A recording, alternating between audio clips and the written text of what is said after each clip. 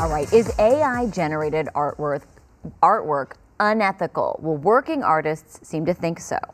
This guy, Rich Jamiro, explains in today's TechSmart. Right off the bat, you can tell they would have a point. Yeah. And you talked about that when you covered the development of AI in art. Exactly, and I got some emails from artists saying, hey Rich, what about the other side of that story? And I said, let's talk about it. And that's the reality. A few weeks ago, I told you about websites that use artificial intelligence to generate artwork on the fly. But again, there's another side to this story. Artists that say their work is being used unfairly to train these AI systems.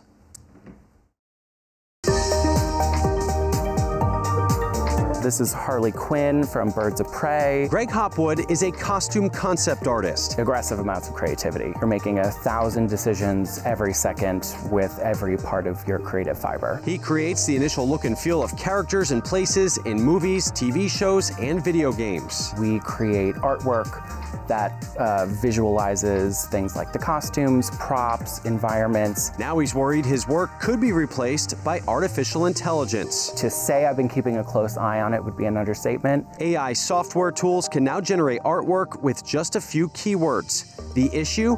How these AI programs are trained. Finding out that all of our work has been scraped into these data sets of these AI programs has been terrifying. No one was asked permission for those images, and they certainly weren't compensated for them either. Rachel Meinerding is co-founder of Concept Art Association, a group created to defend working artists. Essentially, have artists be a voice at the table when these kind of conversations are being had about, like, how do we move forward with these technologies in an ethical way. AI websites don't necessarily disclose where training images come from. Often it's from whatever's posted online. The default should be for people to opt in, not to opt out. We're all for tech innovation, but it can't come at the cost of the working class artists, you know? While the legality and ethics of this brave new AI-generated world are worked out, Hopwood has a simple suggestion to show your support. If that's something that you're not comfortable doing, support an artist. Go online.